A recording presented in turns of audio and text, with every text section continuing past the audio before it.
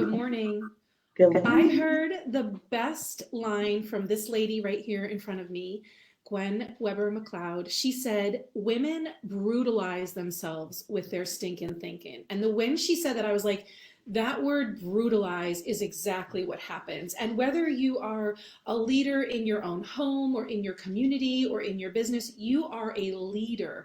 And it's really hard to be a leader when you've got all of this messy thinking going on. So I've invited Gwen on today to bring us some brilliance, some inspiration, and some truth telling about how to step into our leadership, squash the stinking thinking, and move into a place where we can actually get through this rough time with some calm centeredness. So Gwen, thank you so much. I'm so excited that you're here. I'd love to talk to you. Well, I'm so honored to be here, and I'm so excited to talk about this topic. You know, we are living in a very difficult time of change that's really challenging all of us in every single way, physically, mentally, spiritually. I've nicknamed this period of time that we're dealing with the Rona. So every day I write hashtag the Rona won't win.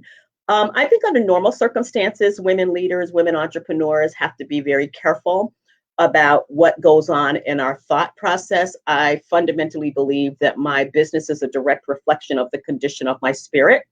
And the condition of my spirit is directly connected to how I think about who I am, my success, and my place in the world. So that's why I raised that notion that women often brutalize themselves with their thinking. And actually, that first came into my world by having a conversation with the spiritual teacher, Iyanla Van Sant, who said that to me and really made me think about that. So you worked directly with her? I did actually. My company produces a conference called the You Can't Fail Conference.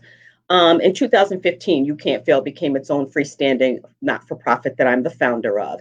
And she actually came to be our speaker the second year that we did the conference. It was a total act of the stars aligning.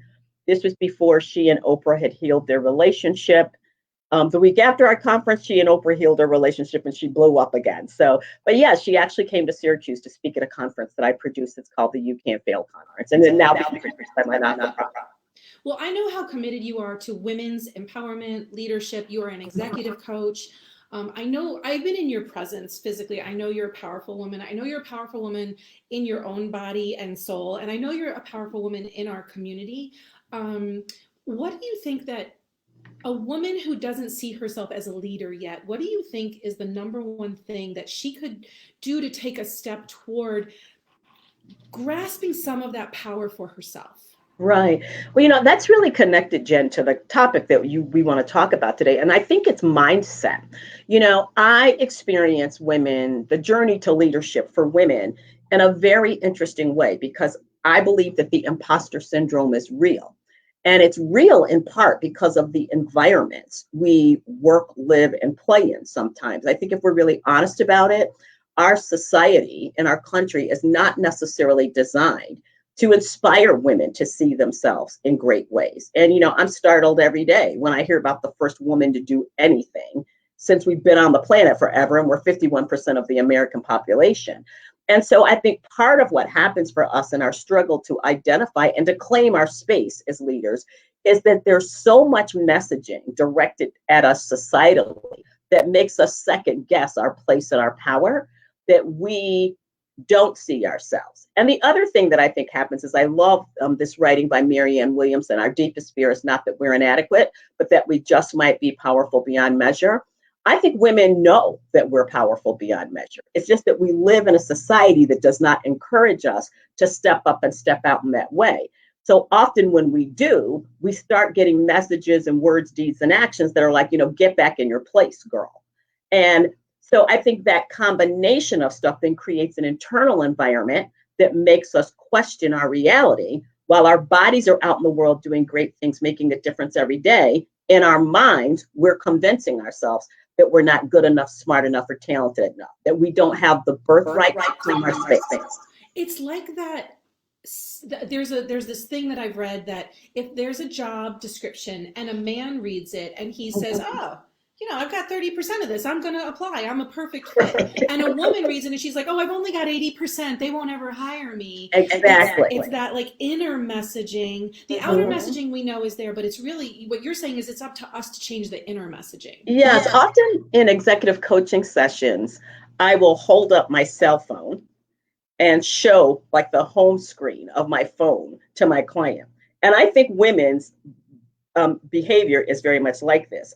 If you just look at the screen of my phone, everything looks organized and pretty. I'm there with my little grandbabies. But if I push that button and you see there are 50 programs running behind all of that organization, I have to push a button off to shut that stuff down. I think the way we set ourselves up mentally, given the societal pressures that then turn into internal messages that make us brutalize ourselves, is that same thing. So often I observe very smart, talented women in meetings saying something, but I'm astute enough because I'm an expert on women's leadership that I can see in their eyes that with every sentence, what's going on behind their home screen is us usually sitting in a meeting looking fabulous, by the way, right? Hair done, nails done, suit done. We have on the don't mess with me suit. We're in the meeting. We're saying the most important thing in the meeting, but I can see in women's eyes a lot of times that behind that is, why are they looking at me like that? Do I sound crazy? Are they really believing what I say? So we're almost like watching ourselves in a movie. What I've noticed in that moment is that a woman will then either add a rejoinder or she'll use some kind of languaging like, that's just my 2 cents, or I'm not sure what everybody else thinks, or maybe I'm crazy. Like that we tend to tamp down ourselves because it's so scary to be seen because of all of these external cues that it hasn't been okay to be seen. It hasn't been okay to be in leadership for so long. Right. So when you see that woman in that moment, what do you do as a coach? Well, if I'm in a meeting with a woman like that, I will immediately step up and affirm and confirm what she's saying. I will take up the banner of reiterating it in partnership with her. If people start mansplaining, questioning, I will immediately interject myself into that and go, just wait a minute. I think Lisa is making the point. I think we should give her the opportunity to make the point. I also say to women that I think finding our voice in a way where we can be confident is a practice. It's a skill set, right? That when you find the courage, that's what in my business, we talk about confidence, competence, courage, and calm. A kind of courage that we as women leaders have to establish is to get okay saying exactly what we say, meaning what we say, and then learning to manage the internal stuff that goes on when people start challenging our ideas. We have to really learn to hold our ground. And I think other women in the room have to hold space with that woman. I had an experience yesterday where I was interviewed by Amy Robbins for Teaching It Wise. And so I did the interview, and I know how to speak to people. I interview people all the time. I know how to be interviewed, but I hung up the phone with her and I immediately, the chit chat in my head started. Maybe you talked too much, Jen. Maybe you went off topic. Maybe that wasn't what she wanted to talk about. And I wrote her a thank you note to say, thanks so much. Here's the picture that you needed. And I wrote out the line, I hope that everything was okay that I said, and then I deleted it. Because I had to censor myself. Like, I didn't need external validation. That's what happened. Like, I couldn't have changed it, right? But I noticed that even women who are strong and confident, like I feel like I'm a confident woman, sometimes I question myself too. And so the first step of what you're saying is awareness. Are you doing this? And then the second step is, how can you stand up for maybe another woman, but also stand up for yourself? Absolutely. I always talk to my clients about the importance of voting for you. And that I think part of learning not to brutalize yourself with your thinking is to give yourself permission to claim your space. My parents grew up in the Jim Crow South, and I delivered a speech at the Women's March in Seneca Falls 2 years ago, and the title of the speech was The Accidental Feminist. My parents were, Black folks who grew up in the 50s. The thinking about feminism wasn't even there. But when they realized based on race that they were raising 4 daughters, Their strategy was to make sure that we were highly educated, and then they did this. They literally, I can't think of a day of my life from the time I was born that my parents did not absolutely convince me that I could be anything I wanted to be, do anything I wanted to do, and say anything I wanted to say. And so they always raised me to believe that it was my birthright to claim leadership as something that I should have. And I talk to my clients a lot about that, because I think what we forget as women leaders, that it's our absolute birthright to pursue anything we want, to make mistakes. And that once we get there, that, I think what I see is powerful women deal with a lot of who the hell does she think she is energy. And I say to my mentees and my executive coaching clients, we need to have an answer for that. And the answer needs to come from someplace deep inside of us. And what I lean into all the time is that it's my absolute birthright to claim this space, to have this business, to put president and CEO next to my name. So I think a lot of it begins with doing our own work. Like, do you really believe that it's your birthright to have access to whatever it is you want to do, to live your life?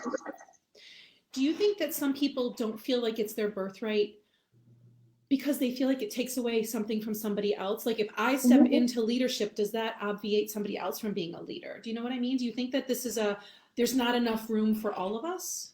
Yeah, I think women are groomed to think that way, actually. I really do. I think that women are groomed to believe from early in life that we need to set ourselves aside to make space for other people, usually men. And I think I had all girls and no brothers, but I think in families, and on the other hand, I have a daughter and a son, and my husband and I were very intentional about raising them in a balanced way. So any rule that applied to our daughter applied to our son, any house thing, because girls are groomed. I don't think parents wake up saying, I want to make my daughter feel less than. I think we grow up we've all been raised in a society that has a different point of view about the possibilities for girls and women. So much of it is your internal voice. And the truth is, for some populations of women, the whole country will act like it's not your birthright to have access to anything, women in general. Then I think there's that double whammy for women of color. A lot of times, or poor women, or women, women that are other. So LGBTQ women, right? And so I think we as a community of women have to claim our space by starting to get ourselves internally organized and know that I wasn't always like this.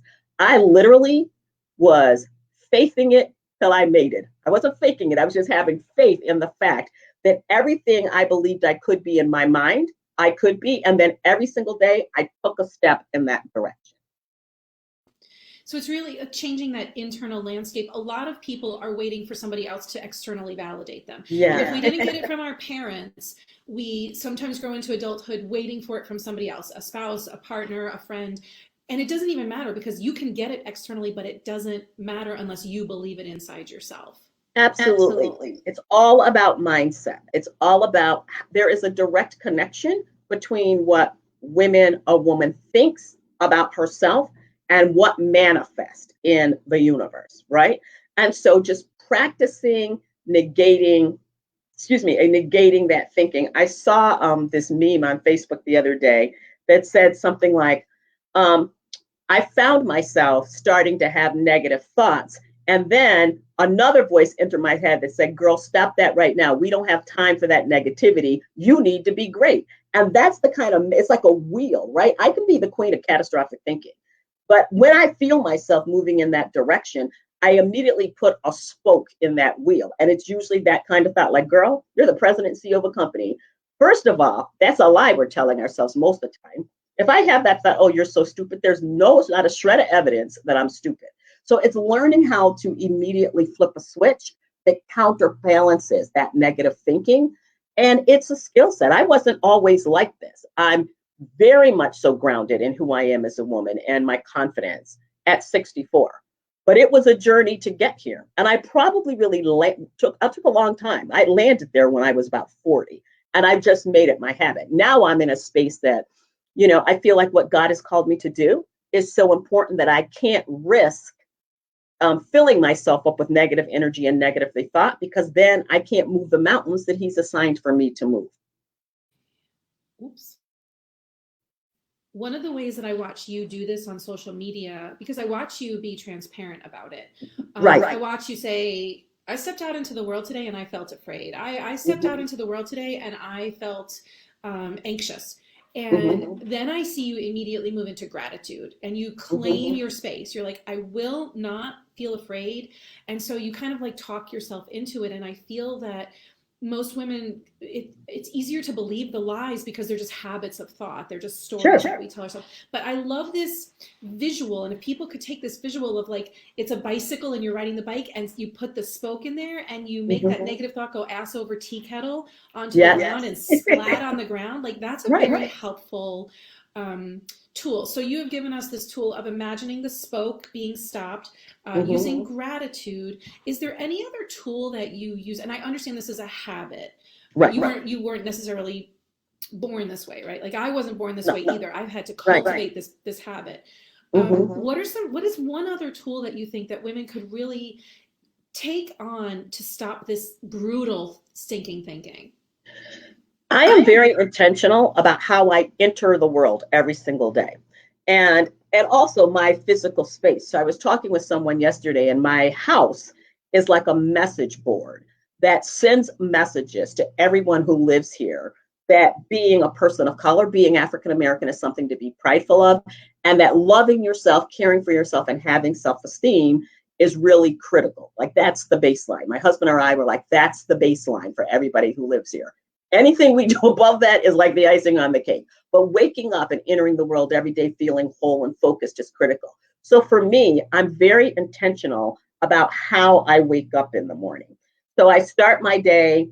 I've learned to allow myself to sleep as my schedule allows until I wake up. If I have to set an alarm, I'm still very intentional about how I wake up.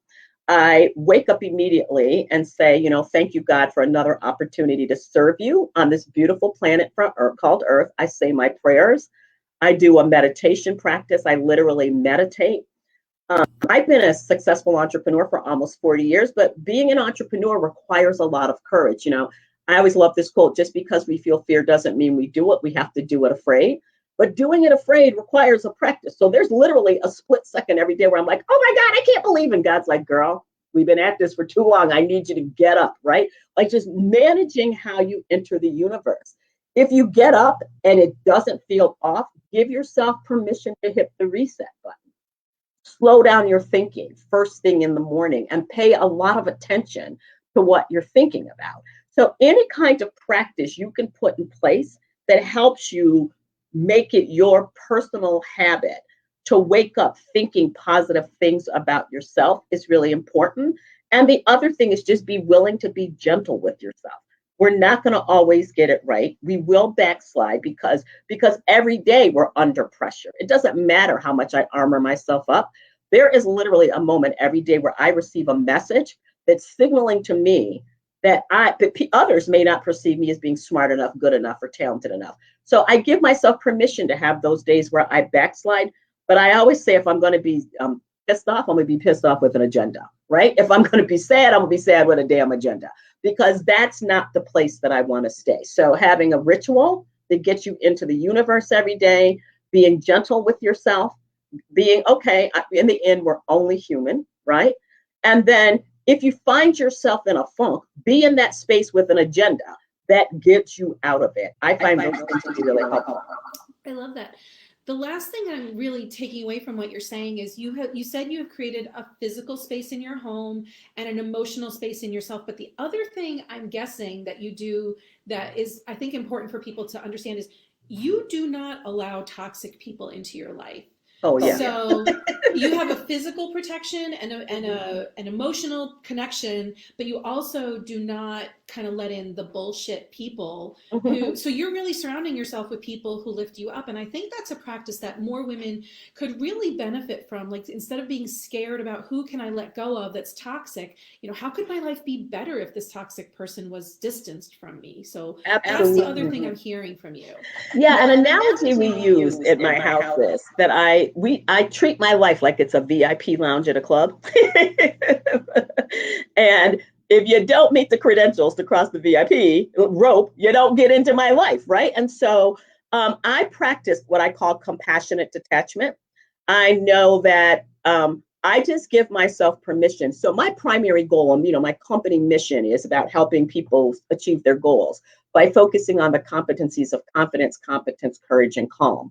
And at one point in my life, I recognized that I'd been incredibly successful, completely motivated by panic, fear, and anxiety. And in a really good therapy session, I had this click experience where I thought to myself, I wonder what it would be like to pursue success from a position of calmness. So, in giving myself permission to do that, I immediately also gave myself permission that the minute my spirit feels off, and I'm very intuitive, so I feel people's energy. When somebody's energy makes me start feeling off, I start doing a quick analysis of that. And, I give people opportunity, but the minute it becomes clear to me that you're toxic, I make the conscious choice to compassionately detach because my mission in life is so big. I can't allow myself to be distracted. I work with leaders, especially women leaders, every day. My company is their safe haven and soft landing. The people that work in my company, we can't be distracted by toxicity or negative energy. And my kids are so funny. They'll watch me in situations and they'll say to each other, well, we better enjoy this person's company because mommy has that look in her eye and that person won't be in the VIP lounge. You know when to kick somebody out. Hey, Exactly. a great question just came in. What do you say? I'm going to post it here.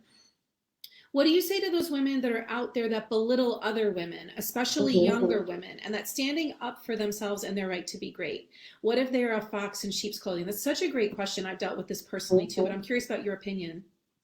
Yes, so one of the reasons that I incorporated You Can't Fail Inc., my conference, the thing that used to be a conference is now is a not-for-profit, is to create a specific space to develop new generations of women leaders. And we focus specifically on the unique journey to leadership from young professional women of color. But we talk about this a lot. It's Emily. We talk about this a lot. And the truth of the matter, Emily, is that there are generations of women who behave that way, I believe, because when they were breaking through the leadership, they were truly entering spaces where there are no other women. So they started to adopt the behaviors of their male colleagues, which in some ways is about belittling women, not making not being accustomed to having women in their space. And these women often weren't even thinking about being mentors because they were just trying to survive at the top. On the other hand, I observed my first executive position I had when I was 25 years old. When I was 28 years old, I was the third executive director of the National Women's Hall of Fame in Seneca Falls. So I've had a lot of experience with people belittling me because I was a young, professional, confident woman. And I think a couple of things. One, I think I would encourage you to decide what your boundaries are and not allow anyone to cross them regardless of age. It's your life. Claim your space. The other thing is, it's okay to bring it to a woman's intention about how she makes you feel. So I will often be watching a woman having a conversation with me, and I'll ask her, is it your intention to make me feel less than, like I'm not good enough? Because a lot of times they don't know how to do it. The third thing that I would offer, Emily, that I see your generation breaking, it makes me so excited, is that a lot of women were raised to compete. And I believe in collaboration and what I call co-opetition between and among women leaders.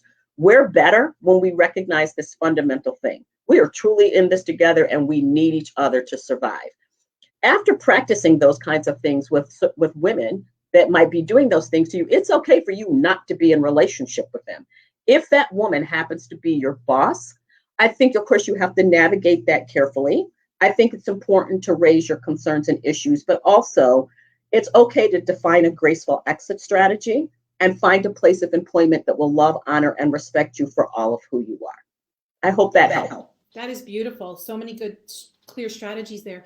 The number one thing is it's important to give yourself permission to do that and to use your verbiage of detachment, compassionate detachment. So if there is somebody in your life who is doing that to you, you have to give yourself permission to detach from that person. Absolutely. With compassion, but compassion also for yourself too, right? Exactly. Women without boundaries are my most distressed clients. Ooh, I totally agree. Women with no boundaries are my most distressed clients. And so helping women get the courage to identify boundaries and then live within them is a lot of the work that I do. And I find this to be a challenge, whether that person is a 15-year-old high school leader or a 64-year-old executive level woman. Regardless, either end of that age spectrum, my most distressed interactions are with women who have no boundaries. And if you think about it, it's because societally, we're raised to believe that it's our job to take care of everyone. And the thing that I offer up for women, and I really want to speak to young women about this, is if you look statistically at the kinds of things women die from, we die from stress-related illnesses. Heart disease is the number one killer of American women, and stress is a factor in that. And so there's so many reasons beyond professional success for us to set boundaries and treat our lives like a VIP lounge, because the more negativity and toxicity we have to manage and juggle without voting for ourselves at some point in that process creates a mental, physical, and spiritual environment that literally translates to illness. And those stats are even disproportionate for women of color. So that's one of the reasons that I believe that mindset matters, and that we as women have to develop a mindset that allows us to navigate the universe being confident, competent, courageous, and calm. I say to young women all the time, it's your life, claim it. It's your career, claim it. And people, you're so uplifting to be around. You're so confident. It's like you can feed off of your energy. And I know how important it is to protect that energy, because it can be very depleting to be a woman like you and have people, kind of stealing your energy. So I understand that you probably have a very strong self-care practice. Yes, I do. Yeah, I imagine. And so you're just such a great model for women of every age. How can people get into your orbit, work with you, follow you, learn from you? Right. Well, I actually, if you go to my website, there's a space there where you can subscribe. Every month I blog right to my website, but it also gets delivered via email, MailChimp, to people who are subscribers. I do a lot of, in my head, I call it Gwenspiration. That's not the public face of it. The other thing is just go to my website. It's gweninc.com. That's GWENINC.com. My company's incorporated in my name. And you can leave me a message and request an opportunity to speak with me. We also do what we call Leadership Matters work sessions. So once the Rona leaves us all alone, we'll be launching some of those. I'm looking to do some Zoom-based webinars here in the near future. So getting yourself into my my subscriber area of my website will also help you do that. Also, you can send an email to info@gweninc.com, and the Director of Business Operations, Judy Dixon, will connect you with me. And I have a particular interest. I'm in the legacy building years of my career. So I am being very clear about what I want that legacy to be. And with intention, I'm using my time to really create spaces to mentor, support, and coach millennial women and the generations of women after them. I want to make sure that many of the challenges that I faced as a woman, that women I'm coaching now face, that we help them develop a personal infrastructure that allows them to learn how to manage these issues. The reality for women is that the societal issues that set us up to have stinking thinking are still in existence. And so we can't change hundreds of years of attitude. I see we've broken the glass ceiling, shattered it, and there's still so much to chip away at. So I offer for consideration in the meantime that we then need to, again, create this personal infrastructure that allows us to thrive in spite of it, right? To be successful in spite of it. And it all begins with how you think about yourself. I'm so honored to talk to you. I have found you such a light in the community, and I am new to entrepreneurship, but I know you've been doing it a lot longer. So I want you to know I'm very honored that you were able to speak with me today. It really means a lot to me. Thank you. I am so excited to bring you to my audience, and thanks for your gems today. Like I'm so teary. Oh, Jen, so thank you so much. Gwen. It was such an honor. Thank you. If I could just say one final thing, is that people see this manifestation of me now. And, the way that the cliff note about my life is that Gwen WebberMcleod is the result of many times where I broke down to break through.